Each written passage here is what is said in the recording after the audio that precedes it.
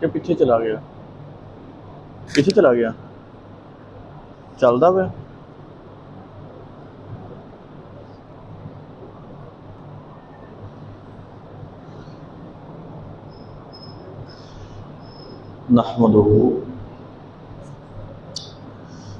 نحمدہ ونصلی ونسلم علی سیدنا و مولانا رسولہ النبی الکریم الامین المکین الرؤوف الرحیم، اما بعد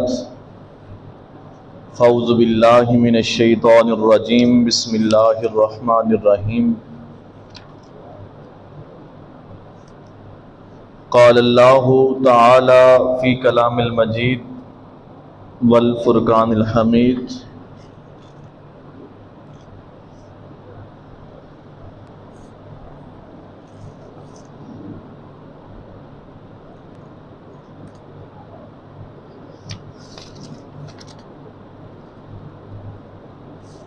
وَتَحْسَبُهُمْ أَيْقَاظًا وَهُمْ رُقُودٌ وَنُقَلِّبُهُمْ ذَاتَ الشَّمَالِ ذَاتَ الْيَمِينِ وَذَاتَ الشِّمَالِ وَقَلْبُهُمْ بَاسِطٌ ذِرَاعَيْهِ بِالْوَسِيطِ۔ وقال اللہ فی کلام المجید، نحن نقص علیک نبأہم بالحق۔ وقال اللہ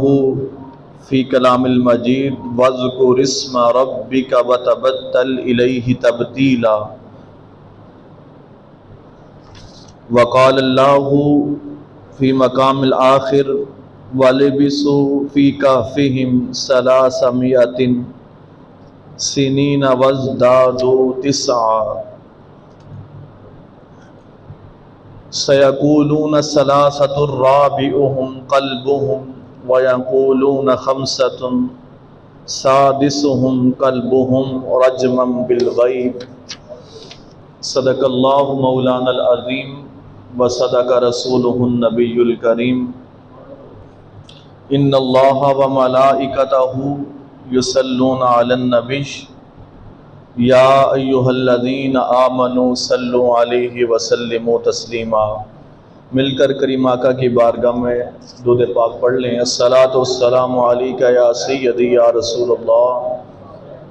وعلی آلک واصحابک یا حبیب اللہ۔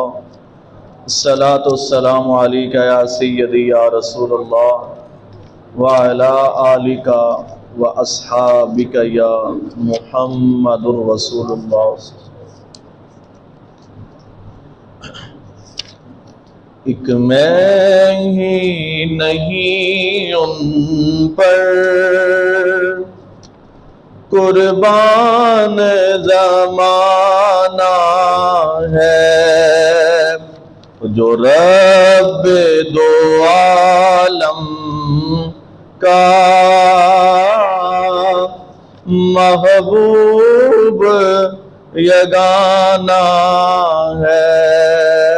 ایک میں ہی نہیں ان پر قربان زمانہ ہے، جو رب دو عالم کا محبوب یگانہ ہے۔ اور کل پل سے ہمیں جس نے خود پار لگانا ہے، زہرا کا وہ بابا ہے، حسنین کا نانا ہے۔ ایک میں ہی نہیں ان پر قربان زمانہ ہے۔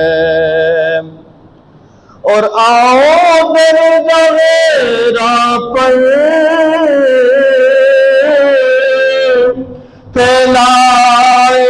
ہوئے دامن ہے نسل کریموں کی، لجپال گھرانہ ہے، ایک میں ہی نہیں ان پر قربان زمانہ ہے، اور عزت سے نہ مر جائے یوں نام محمد پر، کہ ہم یوں بھی ایک دن ہم نے دنیا سے تو جانا ہے، ایک میں ہی نہیں ان پر قربان زمانہ ہے، اور محروم کرم اس کو رکھیے نا سر محشر، جیسا ہے نصیر آخر سائل تو پرانا ہے، ایک میں ہی نہیں ان پر قربان زمانہ ہے، جو رب دو عالم کا محبوب یگانہ ہے۔ حمد و ثنا کے بعد قابل قدر احترام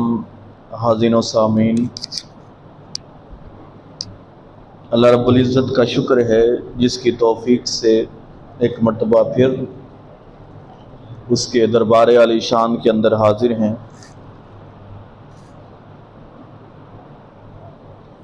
اللہ کریم ہم سب کی آج کی اس حاضری کو اپنی بارگاہ میں قبولیت کا شرف عطا فرمائے۔ عنوان گفتگو کے طور پر سورہ الکہف، اس کی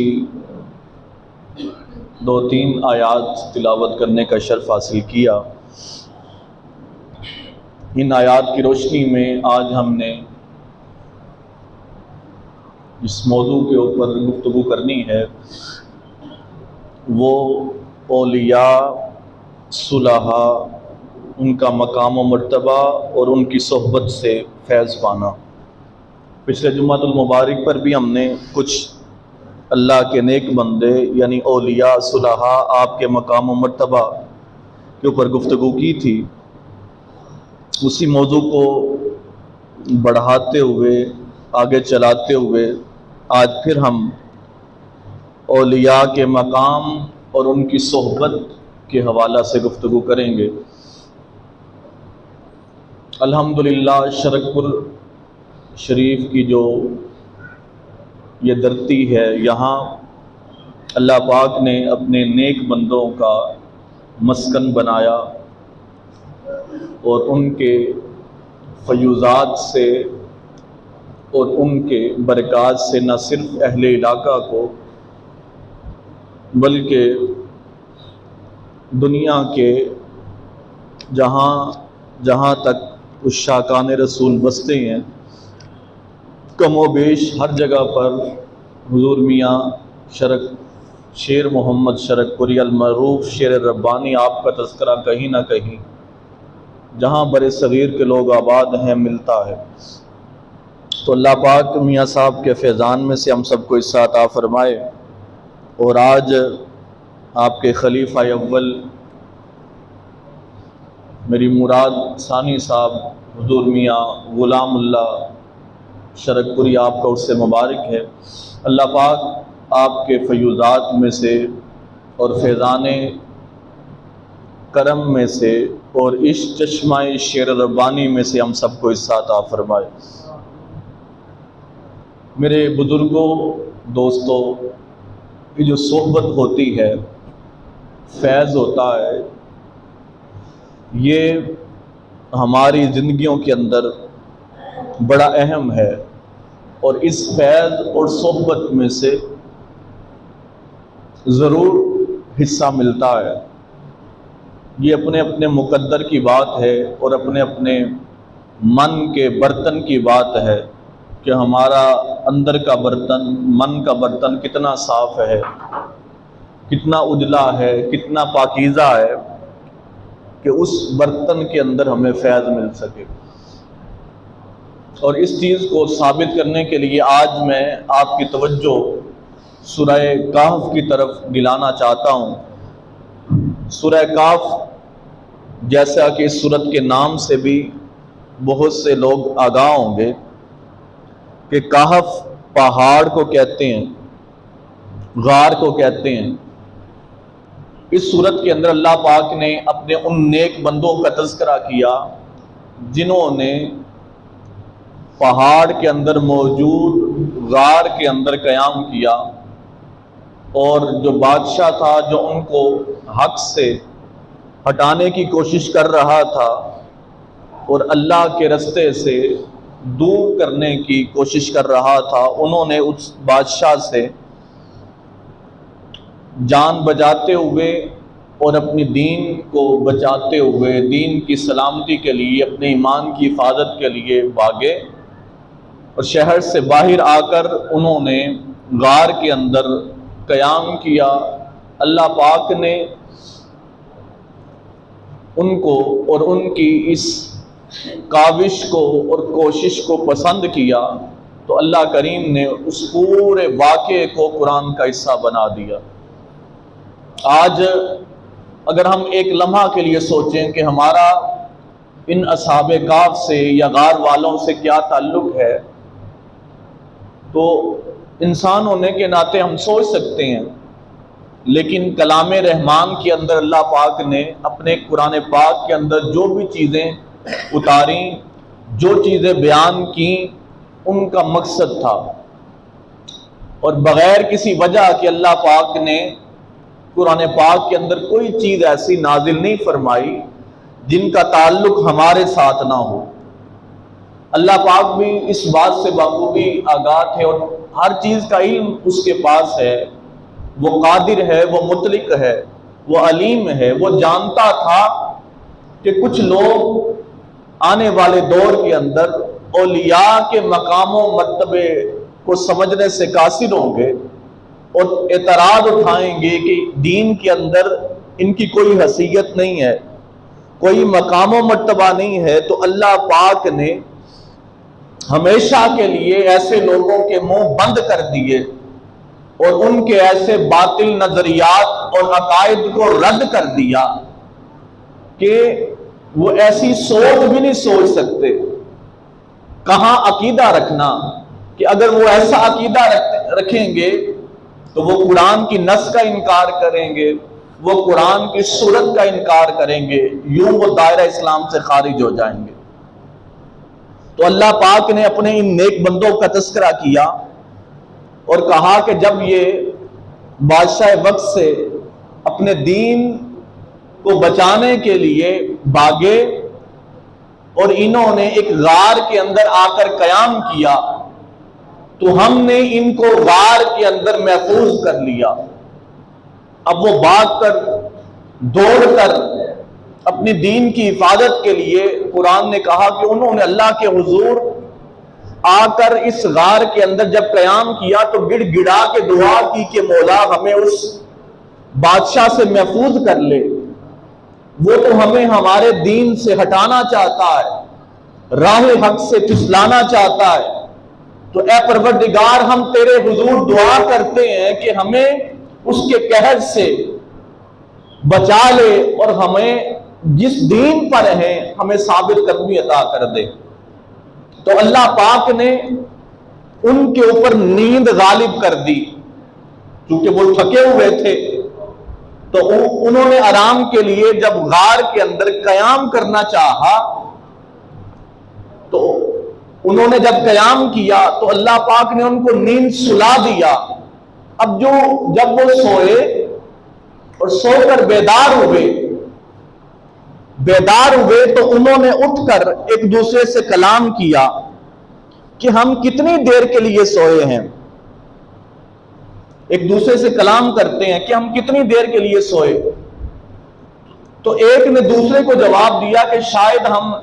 چند گھنٹوں کے لیے ہم نے آرام کیا ہے۔ کسی نے کہا شاید دن کا کچھ حصہ قیام کیا ہے۔ کیونکہ آپ کی توجہ چاہتا ہوں، جب وہ سو کے اٹھے تو ان کا جسم پہلے کی طرح تر و تازہ تھا، ان کا لباس ویسے کہ ویسا تھا، ان کے چہرے بالکل تر و تازہ تھے۔ کوئی عمر گزرنے کا ایک تھوڑی دیر کے لیے بھی ان کے ذہنوں کے اندر یہ بات نہیں گزری کہ شاید اتنا وقت گزر گیا ہو۔ انہوں نے تو آپس میں کلام کیا اور قرآن نے کہا کہ وہ تھوڑی دیر کے لیے سوئے ہیں، جیسے قرآن نے کہا وَكَذَلِكَ بَعَثْنَاهُمْ لِيَتَسَاءَلُوا بَيْنَهُمْ، کہ وہ کتنی دیر کے لیے سوئے۔ قَالَ قَائِلٌ مِّنْهُمْ كَمْ لَبِثْتُمْ قَالُوا لَبِثْنَا، انہوں نے کہا کہ ہم تھوڑی دیر کے لیے سوئے ہیں، لیکن وہ اتنی دیر کے لیے سوئے کہ قرآن نے کہا وَلِبِثُوا، کہ شاید بعد میں آنے والے لوگ یہ کہتے ہیں وَلِبِثُوا فِي كَهْفِهِمْ ثَلَاثَ مِائَةٍ سِنِينَ وَازْدَادُوا تِسْعًا، کہ وہ 300 سال تک سوئے رہے اور اس سے اوپر زائد چند سال، یعنی 309 سال تک وہ غار کے اندر قیام پذیر رہے۔ باہر کی دنیا بدل گئی۔ اب تھوڑی دیر کے لیے آپ رک کے سوچیں کہ باہر کی دنیا گزر گئی، 300 سال کا زمانہ بیت گیا، مگر جو اللہ کے نیک بندے تھے جنہوں نے غار کے اندر قیام کیا، وہ کہتے ہیں کہ ہم نے قال قائل منہم کم لبثتم، ہم تھوڑی دیر کے لیے سوئے، او بعد یوم، یا ایک دن کے لیے سوئے۔ ان کا سونا تھوڑی دیر کے لیے تھا، مگر قرآن نے کہا وہ 309 سال تک سوئے رہے، اور ان 309 سالوں تک باہر کا زمانہ بیت گیا، مگر اللہ پاک نے اپنے اولیاء کو، صلحاء کو،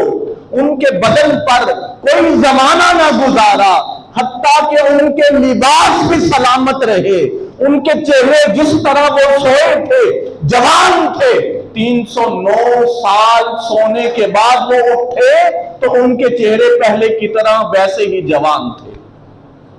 تو اگر یہ اللہ کے نیک بندے، برگزیدہ لوگ اپنے دین کی، ایمان کی حفاظت کے لیے، بنی اسرائیل کے اولیاء 309 سال تک وہ غار کے اندر سو کر جب اٹھے تو تر و تازہ رہ سکتے ہیں، تو آج امت مسلمہ کے اولیاء، صلحاء کا مقام کیا ہوگا کہ جو اپنی مزارات اور قبروں کے اندر آرام فرما ہے۔ اگر ان کے جسم 309 سال تک تر و تازہ رہ سکتے ہیں تو قرآن کی آیت یہ بتا سکتی ہے کہ امت مصطفیٰ کے اولیاء کا مقام تو زیادہ ہے، پھر ان کے جسم بھی اپنی اصلی حالت کے اندر، اپنی قبروں کے اندر موجود ہے۔ اور قرآن نے کہا کہ جب وہ دوڑے تو ایک کتا جن کے اوپر ان میں سے ایک بندے کی نظر پڑی، اب نظر کی بات ہے، ان میں سے ایک بندے کی نظر ایک کتے پر پڑی، اب وہ کتا بھی ان کے پیچھے ہو بھاگا۔ ان میں سے بعد نے کہا یہ کتا تو ہمیں، اس کا کام تو بھونکنا ہے، چلانا ہے، اس کی وجہ سے ہم پکڑے جائیں گے۔ تو انہوں نے ان کو پتھر مارا، اس کتے کو بھگانا چاہا، تو اس کتے نے تفاسیر امام قرطبی کی اٹھائیں، دیگر آپ درجنوں تفاسیر اٹھائیں، ہر اہل مفسر نے یہی بات لکھی کہ جب ان اللہ کے نیک بندوں میں سے کسی ایک بندے کی نظر اس کتے پر پڑی تو اس اللہ کے نیک بندے کی نظر سے اس کتے کی حالت بھی بدل گئی، اور وہ کتا بھی ان کے پیچھے بھاگا۔ تو جب انہوں نے اس کو دوڑانا چاہا تو اس نے اللہ کے حضور دعا کی کہ مولا مجھے زبان عطا کر، میں ان سے کلام کرنا چاہتا ہوں۔ تو اس کتے کو اللہ پاک نے زبان عطا کی، اس نے ان لوگوں سے کلام کیا کہ تم مجھے بگاؤ نہ، میں تمہیں کوئی نقصان نہیں پہنچاؤں گا، مجھے اپنی صحبت کے اندر رہنے دو۔ تو ان اصحاب کہف کے لوگوں نے اس کتے کو اپنے ساتھ لے لیا۔ اب وہ غار کے دہانے پر پہنچ گئے، کتا باہر بیٹھ گیا، اور جو اصحاب کہف تھے، جو غار والے تھے، وہ غار کے اندر چلے گئے۔ اب آگے دیکھیں کہ اللہ پاک نے کیونکہ ان کے جسموں کو بچانا تھا اور آنے کے لیے ہمیشہ کے لیے قیامت تک ایک حجت قائم کرنا تھی کہ جو مجھے دوست بنا لے، جو میرے ساتھ لو لگا لے،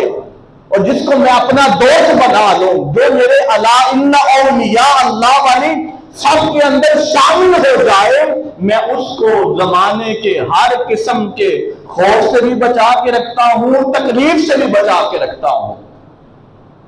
وہ جب غار کے اندر قیام انہوں نے کیا، اب غار کے دونوں جانب دروازے اس کے، یعنی کہ وہ کھلا تھا دونوں طرف سے، اب دونوں طرف سے روشنی پڑتی تھی، سورج کی روشنی پڑتی تھی، موسم بدلتا تھا، موسم کے تغیرات اور تبدیلی سے وہ متاثر ہو سکتے تھے، ان کو تکلیف ہو سکتی تھی۔ تو اللہ پاک نے اس کا بھی اہتمام کر دیا۔ اور وَتَرَى الشَّمْسَ إِذَا طَلَعَت تَزَاوَرُ عَنْ كَهْفِهِمْ ذَاتَ الْيَمِينِ وَإِذَا غَرَبَت تَقْرِضُهُمْ ذَاتَ الشِّمَالِ، جب سورج اٹھتا تھا، طلوع ہوتا تھا، نکلتا تھا، تو جیسے ہی غار کے دروازے اور دانے پر پہنچتا تھا، سورج اپنا رستہ تبدیل کر لیتا تھا۔ پھر جیسے ہی سورج غروب ہونے کے وقت سورج غروب ہوتا تھا، پھر غار کے سامنے آتا تھا، تو پھر قرآن نے کہا کہ وہ اپنا رستہ تبدیل کر لیتا تھا۔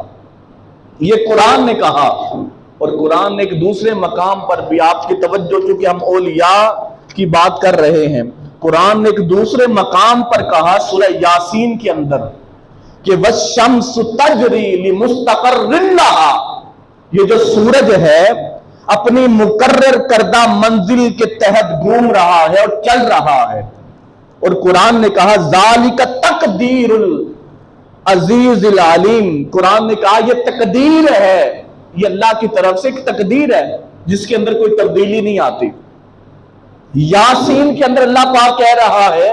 کہ سورج ایک مقام پر چل رہا ہے اپنی منزل کے، جیسے اللہ پاک نے اس کی ڈیوٹی لگا رکھی ہے، اور تقدیر کے اندر یہی لکھا گیا ہے۔ ایک طرف تقدیر کے اندر لکھا جانا کہ وَتَرَى الشَّمْسَ لِمُسْتَقَرٍّ لَهَا، یہ مستقل طور پر جس طرح اللہ نے اس کے لیے لکھ دیا ہے یہ چل رہا ہے، لیکن کمال ہے اللہ کے دوستوں کے مقام و مرتبے کا کہ جب ان کی باری آتی ہے تو قرآن کہتا ہے وَتَرَى الشَّمْسَ إِذَا طَلَعَت تَزَاوَرُ عَنْ كَهْفِهِمْ ذَاتَ الْيَمِينِ وَذَاتَ الشِّمَالِ، وہ سورج جس کو تقدیر کے اندر مستقل طور پر لکھا جا چکا ہے، لیکن جہاں اللہ کے دوستوں کی باری آتی ہے، اللہ کے دوستوں اور اس کے اولیاء کے آرام کی باری آتی ہے، تو لکھا ہوا تقدیر کے اندر کہ سورج نے ایسے چلنا ہے، ایسے گھومنا ہے، اللہ پاک اس کو بھی حکم دے دیتا ہے کہ میرے دوستوں کی باری آئی ہے، تقدیر کے اندر لکھا ہوا سورج تو بھی اپنے رستے کو میرے دوستوں کے لیے اپنی راہ کو بدل دے۔ تو لکھا ہوا تقدیر کے اندر بھی اللہ پاک ان اولیاء اور صلحاء کے لیے اپنے طریقہ کار کو بدل دیتا ہے۔ تو نہ صرف اللہ پاک ان کی کروٹ کو بدلتا تھا، بلکہ ان میں سے جس کی نظر اس کتے پر پڑی، اللہ پاک اس کتے کی حالت کو بھی، اس کے نشست کو بھی، وہ کیسے بیٹھا، وہ کس طرح اپنا رخ بدلتا ہے، اللہ پاک نے اس کو بھی قرآن کا حصہ بنا دیا۔ اگر ایک کتا نیک بندوں کی صحبت کے اندر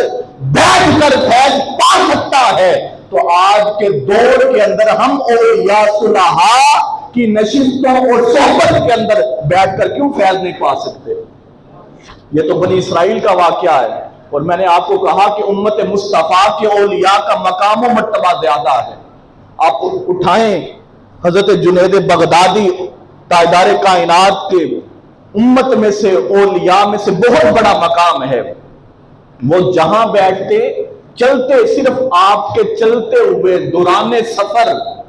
آپ کی نگاہ ایک کتے پر پڑی، ایک کتے پر پڑی، تو وہ کتا حضرت جنید بغدادی کے پیچھے چل پڑا۔ اب جہاں جہاں حضرت جنید بغدادی جاتے ہیں وہ کتا ان کے ساتھ جاتا ہے، لوگ بھگانے کی کوشش کرتے ہیں مگر وہ کتا حضرت جنید بغدادی کی صحبت کو نہیں چھوڑتا۔ اور عرصہ گزرتا ہے، جب جنید بغدادی نے دیکھا کہ یہ کتا ہمیشہ دور میری صحبت کے اندر آ کر بیٹھا رہتا ہے، تو آپ نے پھر اپنی نگاہ ولایت اٹھائی۔ کہاں انسانوں کا عالم ہے، آپ نے اپنی نگاہ ولایت اس کتے پر ڈالی۔ تو تاریخ اور اکابر اولیاء صلحاء کی کتابوں کے اندر ملتا ہے کہ حضرت جنید بغدادی کی ایک نظر اٹھانا تھی کہ وہ کتا جو جنید بغدادی کی صحبت کے اندر بیٹھا کرتا تھا، حضرت جنید بغدادی نے ایک نظر ڈالی۔ اب وہی کتا جب بغداد کے گلی محلے کے اندر بیٹھتا ہے تو 40 کتے اس کتے کی صحبت کے اندر بیٹھا کرتے تھے۔ یہ عالم ہے نگاہ ولی کے اندر، اس کی تاثیر کے اندر۔ اور آپ کہہ دیں کہ شاید یہ جو میں بات کر رہا ہوں، یہ کتے کی بات میں نے کیوں اس کا تذکرہ کر دیا؟ اگر اللہ پاک نے قرآن کے اندر کتے کا تذکرہ کرتے ہوئے اللہ پاک نے کوئی جھجک محسوس نہیں کی، بات ہو رہی ہے نظر کی، صحبت کی،